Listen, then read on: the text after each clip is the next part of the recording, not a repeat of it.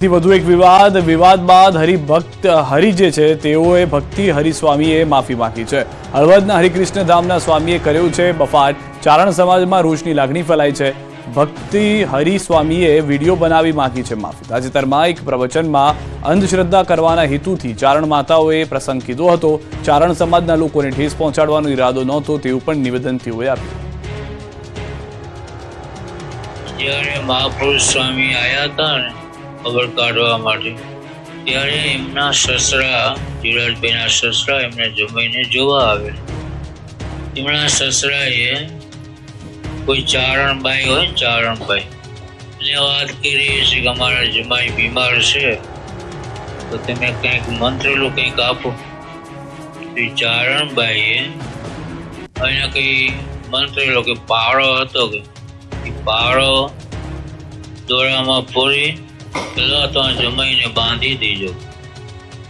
ગોંડલિયાડ લાલઘૂમ મરચાથી છલકાયું, ખેડૂતોને પરત મોકલ્યા। સૌરાષ્ટ્રના અગ્રણી ગોંડલ માર્કેટ યાર્ડમાં મરચાની અભૂતપૂર્વ આવકે નવો રેકોર્ડ સર્જ્યો છે। માત્ર એક જ દિવસમાં 80,000થી વધુ ભારી મરચાની આવક નોંધાઈ। આ કારણે યાર્ડની બહાર 7 થી 8 કિલોમીટર સુધી વાહનોની લાંબી કતારો જોવા મળી। સૌરાષ્ટ્રમાં નંબર 1 ગણાતા ગોંડલ માર્કેટ યાર્ડમાં ગઈકાલે મરચાની આવક શરૂ કરી હતી, જેમાં એક જ દિવસમાં 70 થી 80,000 ભારી મરચાની આવક જોવા મળી। લાલઘૂમ મરચાથી યાર્ડ છલકાયું હતું। યાર્ડમાં ક્યાંય પણ પગ મૂકવાની પણ જગ્યા ન હતી। ગોંડલ યાર્ડમાં 2 દિવસ પહેલા 2 લાખ ગુણી ધાણાની આવક થઈ હતી, જેને લઈને હાલ માર્કેટ યાર્ડ પાસે મરચું ઉતારવાની જગ્યા નથી। હજુ ગોંડલ માર્કેટિંગ યાર્ડની બહાર 200 જેટલા વાહન લાઇનમાં ઊભા છે। યાર્ડના સત્તાધીશોએ મરચા પાછા લઈ જવા ખેડૂતોને વિનંતી કરી છે। મરચાની હરાજીમાં 20 કિલોના ભાવ ₹1000 થી લઈને 2500 સુધીના જોવા મળ્યા છે।